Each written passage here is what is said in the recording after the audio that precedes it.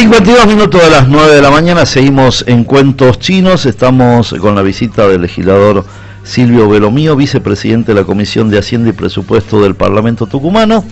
Primero, buenos días, ¿cómo está usted? ¿Qué tal, Chino? ¿Cómo te va? Buen día. Disfrutando un poco, mucha humedad, ¿no? Y eso que Garabaglia pronosticaba tormentas para mañana. No le pegan. Para hoy, no, para hoy en la madrugada de hoy que llovió algo y decía que iba a mejorar un poco durante el transcurso del día. Bueno, que mejore el tiempo porque parece que la economía argentina sigue complicada, ¿no? Y depende el ángulo que se lo vea o el cristal que se lo mire. A quién se escucha. Claro. Sí, complicadísima, pero esto no es de hace unos meses ni de hace unos cuantos años. Esto es realmente son décadas de desidia de políticas públicas. Es lo que nos llevó a vivir la situación actual en la que está el país. Me parece que sí, el gobierno nacional tiene un discurso optimista, porque sí hay que entenderlo, desde el punto de vista estrictamente financiero, logró un muy buen acuerdo que le permite obviamente llegar con tranquilidad al final de su gestión. Que era despejar los fantasmas de default. Despejar los fantasmas del default, sobre todo. Y el hecho de saber que tiene el financiamiento suficiente y necesario para hacer frente a los gastos corrientes que necesita para culminar su gestión. Ahora, de ahí en más, creo que con esta cierta tranquilidad financiera sería bueno poder sentarse de una buena vez por todas y articular todo un mecanismo, un verdadero plan económico, no solamente financiero. Hasta acá, digamos, para que los oyentes lo entiendan, solucionaron en lo financiero, pero lo económico y lo estructural sigue igual. Sigue igual y tiende a peor, es decir, acá se firmó un pacto el año pasado, un pacto fiscal con las provincias que tendía al crecimiento de la economía, sobre todo las economías regionales, partiendo de una premisa fundamental y básica, disminuir la presión fiscal para que se expanda la economía. Bueno, ahora estamos volviendo al viejo esquema, inclusive en cierta forma se le dio mayor cantidad de fondos a las provincias, eso permite que las provincias tengan superávit fiscal, pero estamos volviendo al viejo esquema y permitiendo inclusive que las provincias vuelvan a aumentar los tributos. Entonces volvemos al círculo vicioso y no veo acá ningún proyecto ni ningún plan que tienda precisamente al crecimiento de las economías desde el punto de vista estrictamente privado, y solo estamos viendo la macro en función de las finanzas públicas. Entonces eso es lo único preocupante, y eso es algo que lo vemos y se replica en nuestra provincia. Ahora la sensación que queda, legislador, es que es como que encontramos un lugar que nos preste plata, llegamos hasta el 2019 sin grandes sobresaltos, más allá de estructurar todo lo que sean los bonos y letras que largaron al mercado, pero queda la sensación, si las provincias tienen superávit fiscal, si las provincias van a poder volver a aumentar lo que es ingreso bruto en cada una de las jurisdicciones, queda la sensación como que no hay un plan de decir, bueno, vamos a apostar al crecimiento, a la producción, a la industria. Acá en Tucumán, el propio ministro de Economía dijo que el 85% del presupuesto es para sueldo. Está reflejado eso, inclusive ahora, hoy tenemos reunión de Comisión de Hacienda en la legislatura, seguramente para ver el proyecto de ampliación del presupuesto de la provincia. Ahí se cae una de las mentiras también del mismo gobernador, diciendo que la nación no le envía fondos. El incremento que se da del presupuesto es precisamente por el incremento de la coparticipación federal. Hay mayor cantidad de flujo de fondos en la provincia, pero seguimos en el gasto corriente, que es lo que acabas de reflejar, es decir, el 85% para sueldo y el resto para gastos corrientes, inversión cero. Entonces, si no partimos de esa premisa, analizar y establecer políticas públicas, que es para lo que estamos nosotros, para que la gente nos votó, no entiendo hacia dónde vamos, al status quo para simplemente pagar sueldos en lo que hace en la faz pública, y el otro sector, ¿qué hacemos? Porque en definitiva seguimos sin entender que esto es un conjunto, es una sociedad. El Estado vive en definitiva de los tributos nacen del sector privado, y al privado no lo miramos, o lo miramos solamente a los que son amigos y con leyes excepcionales, con leyes que lamentablemente esta legislatura se encargó constantemente de sancionar en virtud de proyectos del Ejecutivo que beneficiaban a alguien en particular, pero a ningún sector, y sobre todo no hay una política integral.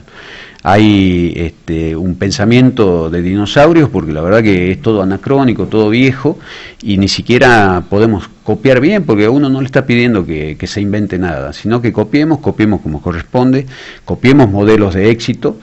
Existen en el mundo, existen inclusive a nivel local, en el país hay muchos modelos de gobiernos locales de éxito, y no entiendo por qué no nos abocamos a esa tarea, y estamos perdiendo tiempo, dejando que pase el tiempo, y desde el punto de vista político lo único aparentemente que interesa es la cuestión electoral. Y la verdad que a mí particularmente y a la gran mayoría del pueblo no le interesa esa cuestión. Ahora, que se salven algunos y que en conjunto no podamos salir adelante. Con todo lo que venimos hablando en este tiempo, un poco que saca ese latiguillo, no es tiempo de hablar de cuestiones de política electoral, pero queda en evidencia en los actos y en las propias manifestaciones de que todo piensan hacia el 2019 en los cargos y demás, y no hay un plan mínimo que diga, bueno, si tenemos superávit fiscal en la provincia, si tenemos más incremento de ingresos que llegan de coparticipación, algo que abra una luz de esperanza, pues no podemos tener un país que es como en la casa, que solamente vivamos de pedir plata prestado. Y llega un punto que obviamente que esto estalla, no hay ninguna otra posibilidad, no estamos generando los recursos. Entonces, está muy bien el préstamo, se lo consigue más allá del costo que tenga, pero ¿hasta cuándo? ¿Hasta cuándo seguir refinanciando permanentemente? ¿Pero es inviable la Argentina? No, ningún Estado es inviable, ningún Estado es inviable. A ver, está demostrado, aparte, vamos a nuestra propia historia, nuestra propia idiosincrasia, y sobre todo la historia económica argentina, si la estudiamos y la vemos. Si estudiamos los índices, se habla, ahora se puso de moda los 70 años, en realidad son 72, te diría. Sí. Pero los índices, los indicadores son muy claros. Un país que supo estar entre los 10 mejores del mundo, desde el punto de vista estrictamente fáctico, acá no estamos con la percepción que nos creemos los mejores, nada, desde el punto de vista estadístico, supo estar entre los 10 mejores del mundo, los indicadores así lo establecían. ¿Y qué pasó en el medio? La política falló, Chino, la política falló, porque esto hay que entenderlo que no es de un signo político, porque se trata de demonizar, de decir si peronismo o el antiperonismo, quién es peor, porque acá están jugando por quién los es argentinos peor. Que llegaron Somos los argentinos, acá los últimos años hay distintos signos políticos, golpes militares de por medio, gobiernos cívico-militar, nos gobernaron todos, y si quieres podemos ir desde la década del 70 para acá, porque la analicemos, creo que no hay una década más nefasta para la Argentina desde el punto de vista de la violencia, de cómo se discutían las ideas, que la década del 70. Pero si vemos los indicadores y los fríos números de la década del 70 y lo comparamos con los 35 años de democracia, y algo estamos haciendo mal. Y parece que estamos constantemente en esta situación de echarnos la culpa, o lo peor, de creernos nuestra propia mentira, de decir, no, nosotros sí sabemos gobernar, ustedes no saben gobernar. La clase política fracasó,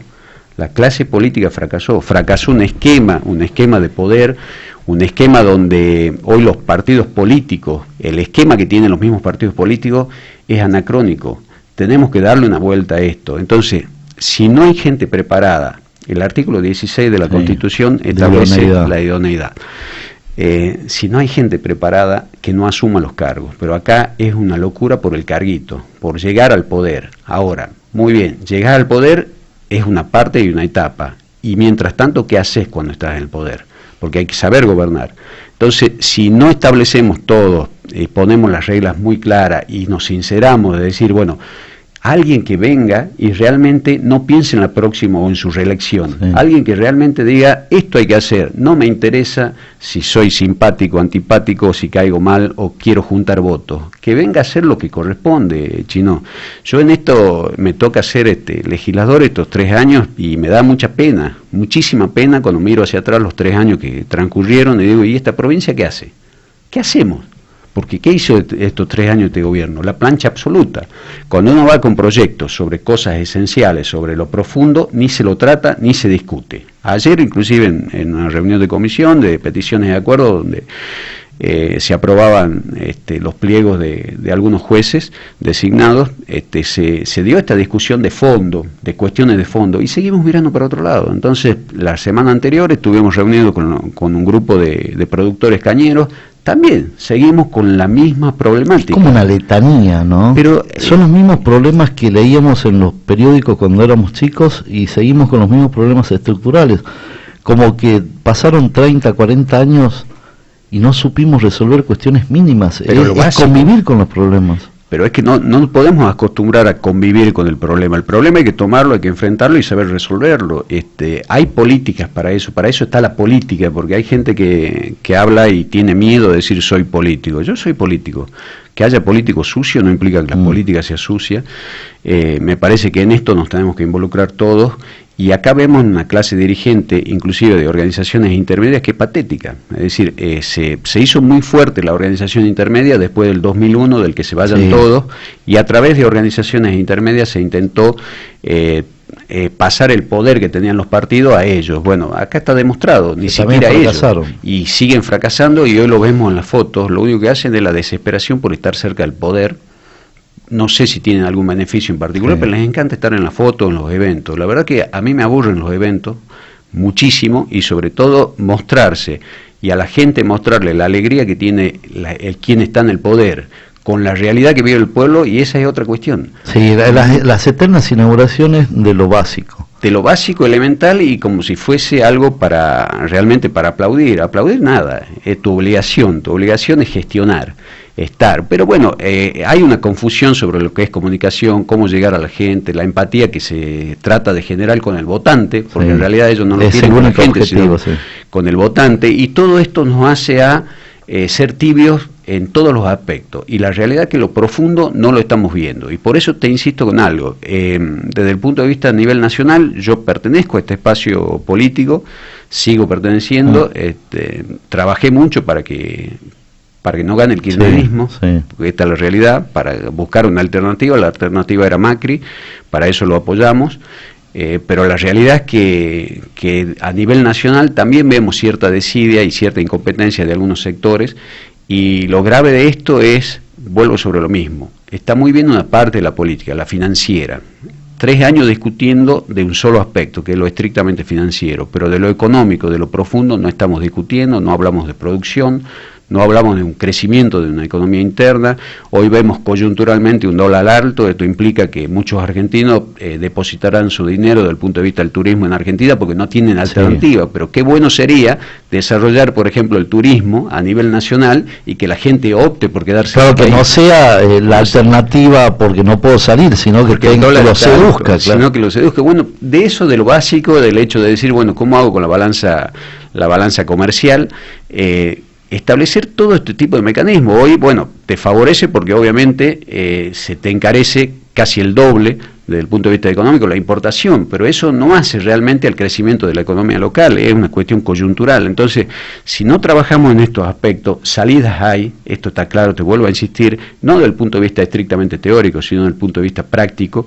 Si no fortalecemos verdaderamente las instituciones, si no trabajamos en la burocracia, en lo que son el Estado permanente, aquellos que te resuelven las cosas y que, lejos de ser el que te impide, que sea aquel que le resuelva los problemas a la gente. Pero es una cuestión de que estamos lejos. En esto, Malthus decía, y la verdad que es para rescatarlo, los gobiernos piensan en sus ministerios, el problema son sus ministerios, las universidades piensan en las facultades, y la gente tiene problemas.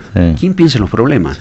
Entonces, ¿para qué estamos nosotros, los políticos? Para pensar en los problemas y resolverlos, no solo pensarlos, sino resolverlos, pero no estamos resolviendo nada. Es una inercia de decir, bueno, vamos. Que transcurre. Podemos hasta que llegue. Como dice un amigo, en lugar de avanzar, huimos hacia adelante. Y esa lamentablemente es la lógica en nuestra provincia, en nuestro país, y yo no me resisto a aceptarla tal cual está, y hay que pelearla para modificarla. Ahora, la sensación que queda, y uno más allá del escepticismo que por ahí invade por momentos y a grandes sectores de la sociedad, es como que no hay un camino.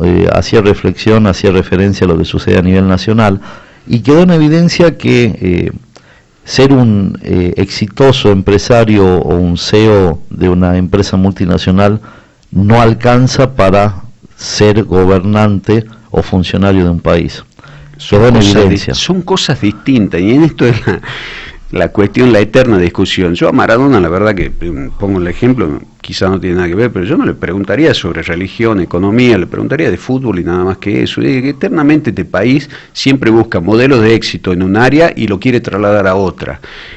Acá el hecho de que seas un exitoso empresario no implica que conozcas la cosa pública. La cosa pública tiene sus particularidades, hay que prepararse para eso, es distinto, no quiere decir que no se haga, pero ni uno ni mejor ni peor, distinto, muy distinto, y hay que estar preparado para esto. Y siempre lo digo, el gobierno, cuando uno está en el gobierno, no es un Excel. El Excel es sencillo, porque el Excel te da algo exacto. Acá hay componentes sociológicos, sobre todo, que están incorporados en cada uno de los números, de las fórmulas, que hay que analizarlo y tenerlo en cuenta. Hay componentes intangibles que hay que tenerlos en cuenta.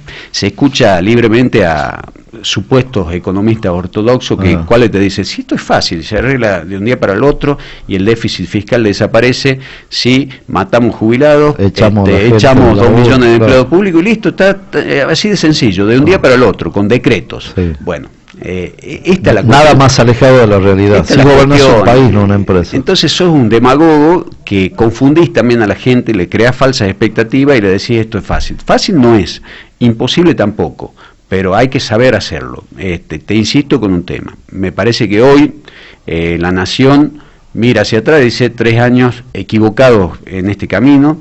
Hoy van no solamente con el hecho de tener un crédito, sino decir, bueno, voy a establecer una política monetaria distinta, no voy a emitir, o voy a reducir el nivel de la emisión, voy a fortalecer la moneda. Bueno, son distintos caminos, pero no nos alcanza simplemente con saber que se llega hasta el final de la gestión, que tiene crédito, porque me asusta el abismo, el después, ¿cómo seguimos? En el mientras tanto, deberíamos aprovechar, construir y expandir la economía. Esto se hizo, vuelvo a insistir, en muchos gobiernos locales, no sé si muchos, pero hay varios ejemplos a nivel nacional que se dio esta situación, nos tocó vivirla nosotros como gestión en algún momento, demostramos que cuando se reduce la presión fiscal aumenta exponencialmente la recaudación. Bueno, pero ese es uno de los grandes debates que no tiene la Argentina hace tiempo, el tema de resolver de alguna manera, digamos, la cuestión impositiva. Se habló de reforma tributaria y no hubo ningún tipo de reforma más allá de tocar un par de alícuotas. Pero más allá de cumplir, de que paguen todos, porque es casi básico. En algún momento se habló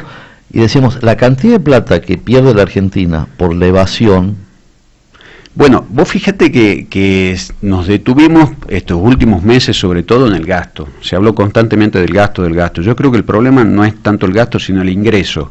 El gasto hay que estudiarlo, depurarlo área por área del Estado. Hay que pasar un peine fino y te aseguro que se reduce el gasto. Esto es así. Ahora hay componentes macro que no lo podés tocar. Es decir, ¿cómo hago hoy para no pagarle si tenemos 4 millones de excedentes en el sistema previsional para directamente no pagarle esos 4 millones? No podés, entonces tenés que buscar la forma.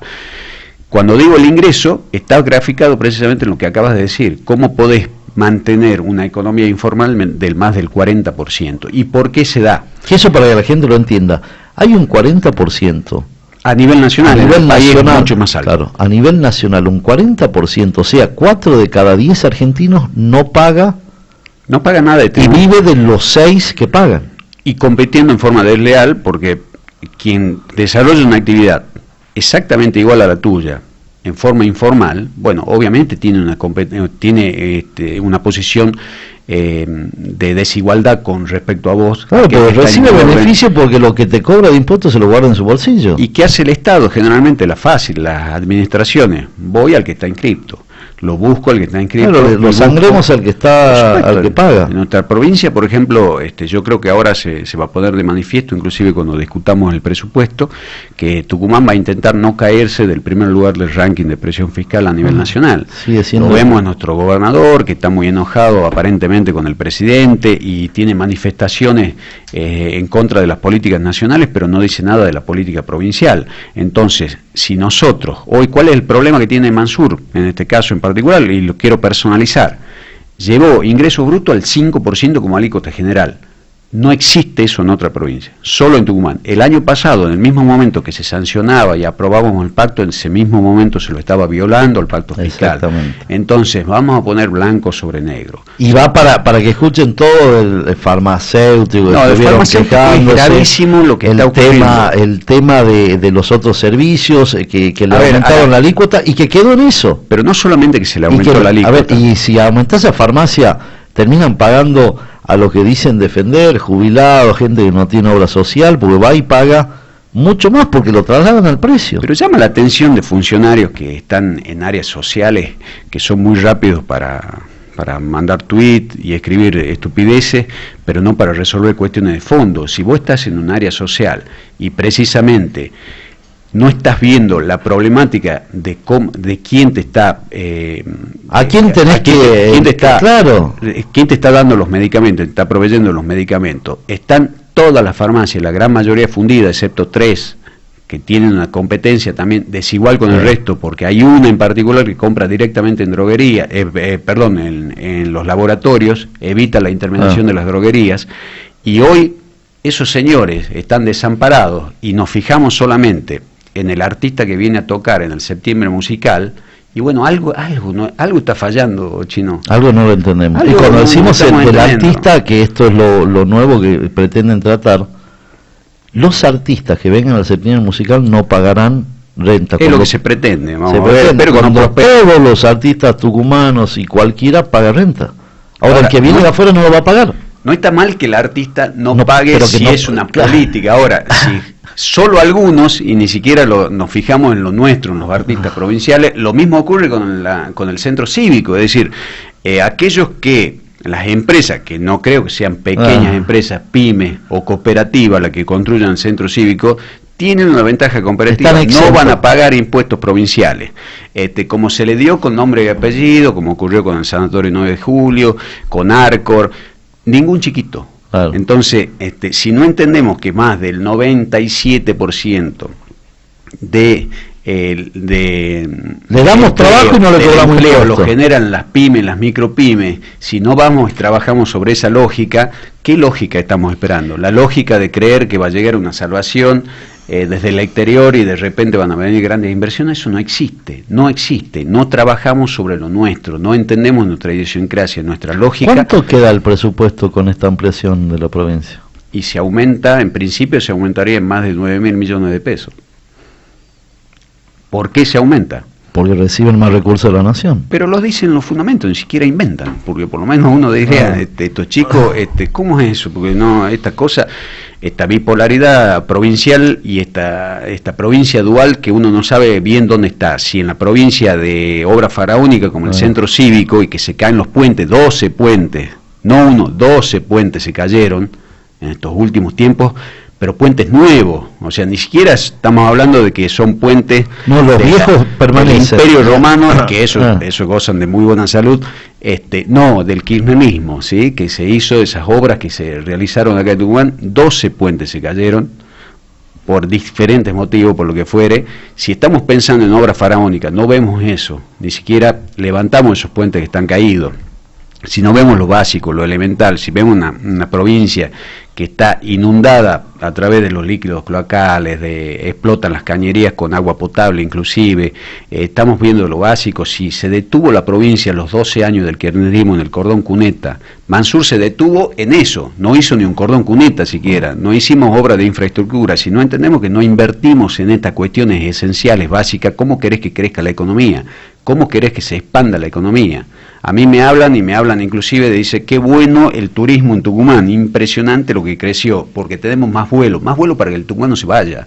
No veo turistas extranjeros, no veo la explosión que hay, por ejemplo, en Mendoza, más de 25.000 chilenos fueron a Mendoza el fin de semana largo de Chile, no de Argentina, la vez pasada. Sí, Mendoza y algunas provincias en particular. ¿Quién viene a Tucumán, Chino? ¿Quién trae dinero desde afuera? Sale el dinero de Tucumán.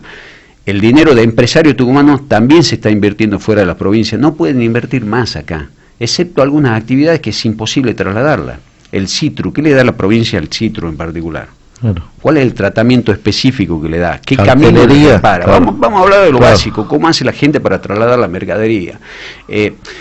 A mí me decía el otro día uno, bueno, pero usted habla, es fácil hablar de la oposición. No, la verdad que no, nunca, siempre estuve en gestiones y me pueden criticar por haber hecho, pero nunca por no hacer nada.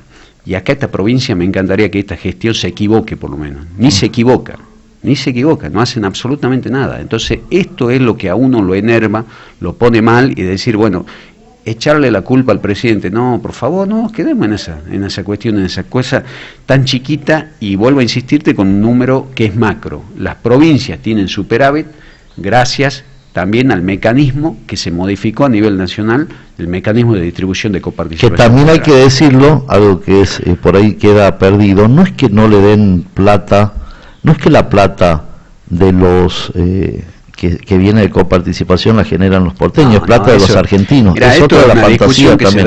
se da mucho, Chino.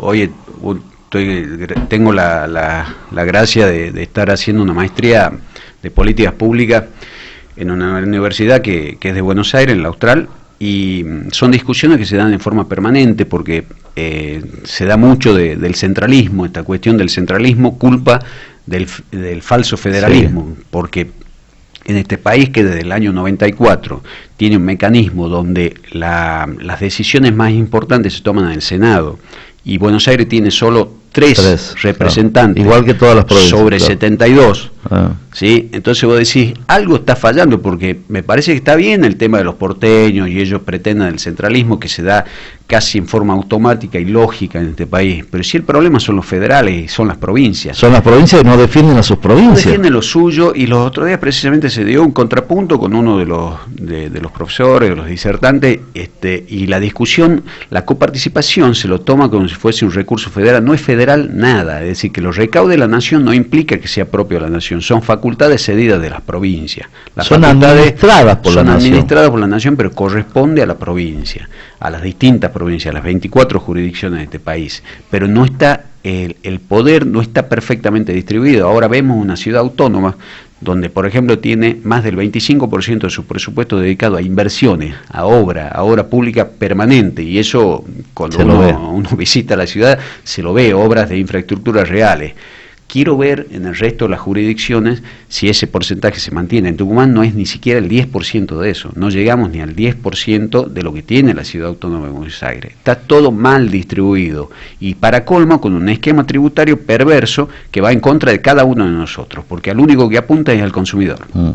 Entonces, si no cambiamos esta lógica, que se la puede cambiar, no tenemos ninguna posibilidad de éxito hacia adelante. Entonces, empecemos a discutir las cosas de fondo. En las provincias todavía sigue vigente el impuesto sobre los ingresos brutos, no hay un proyecto serio, una discusión donde, por ejemplo, se lo reemplace. A ver, para que quede claro, no es que uno pretende eliminar el 80% de los ingresos de la provincia, sino reemplazarlo por un tributo que sea más equitativo. El IVA provincial, por ejemplo, algo que está muy estudiado y que se puede llegar a un consenso para aplicarlo en todas las jurisdicciones. Ahora, ¿por qué no damos este tipo de discusiones? ¿Y por qué siempre la dádiva? Ir a discutir los millones o los centavos del Fondo Soja, porque en definitiva, en comparación, pasa a ser nada. Y que critican que sea totalmente discrecional a nivel nacional, pero cuando lo llega a la provincia también es discrecional. Pero nos saquemos las caretas. A ver, a mí me tocó estar administrando la capital de la provincia de Tucumán en su momento. El Fondo Soja llegaba, en la teoría, llegaba para las provincias y para los municipios. La realidad que la provincia hacía que los municipios cedan todos esos fondos y esos recursos para la provincia. Y la provincia lo distribuía como ellos critican que hace la nación. Y a su vez, también nos sinceramos cómo nació el Fondo Soja. Fue una pulseada estrictamente política, una situación donde veníamos de un viento de cola con una soja a $600, fueron los únicos 3 años, en estos 70 y pico, con superávit fiscal, pero gracias también a cuestiones coyunturales, a cuestiones externas y no a desarrollos de políticas locales. Se dio esta situación, el gobierno de su momento lo que decidió es pelearse con algún factor más que importante, que es la producción, porque sí, por ponerse en una posición terca, por una simple resolución y un modo de cobrarle retención a las exportaciones, y resulta que estos señores, los mismos que generaron el problema, hoy están del otro lado y hablan en contra del gobierno nacional. En realidad lo que tienen que hacer es sentarse a trabajar, porque si acá partimos de una lógica y decimos, señores, no queremos que se graben las exportaciones, pero a su vez quiero que se mantenga el Fondo Soja, pónganse de acuerdo de buena vez por todas qué tipo de país quieren y qué tipo de provincia quieren, y reclamen lo que realmente corresponde. Ahora, escenario en la provincia de Tucumán, muchas leyes, ahora con esta cuestión del acuerdo, según lo que comentan, es que se dejará en el presupuesto o que lo que fue el pacto fiscal con las provincias quedaría de lado, me imagino, quiero creer que el hecho de que Tucumán haya puesto en el 5% todas las actividades no va a subir al 7,5, algunas que estaban en el 7,5. Chino, el problema fue el siguiente. El año pasado en el consenso fiscal se estableció como tope, claro, a nivel nacional un 5%. ¿Qué quería decir? Todas aquellas actividades y jurisdicciones que grababan ingresos brutos por arriba del 5% tenían que bajarla al 5%. Lo que hizo Tucumán fue interpretar graciosamente, y esta gente que lo único que hace es tener un esquema de caja en la provincia, cuánto me ingrese y buscar que me ingrese cada vez más con el menor esfuerzo. Es decir, al que está en la pecera, seguir pescando en la pecera y decir, a este le sigo aumentando la presión fiscal, es aumentar el ingreso bruto del 3,5 al 5% como alícuota general. Y ahí tiene el problema, Mansur. Para que la gente lo entienda, la Nación decía, no puede haber en ninguna jurisdicción de la Argentina que se cobre más del 5% a ninguna actividad. Actividades que en Tucumán estaban grabadas desde el 1,5, el 3, el 5, el 7,5. ¿Qué hizo la provincia? A las que estaban 7,5 las bajó a 5, pero subió todas las restantes que estaban por debajo. 3,5, la subió a 5. Entonces de repente hay actividades que tienen alícuota 0 en ingresos brutos, pero todo lo que hace la vuelta, los servicios que están vinculados, tiene un grabado al 5%. Al 5%.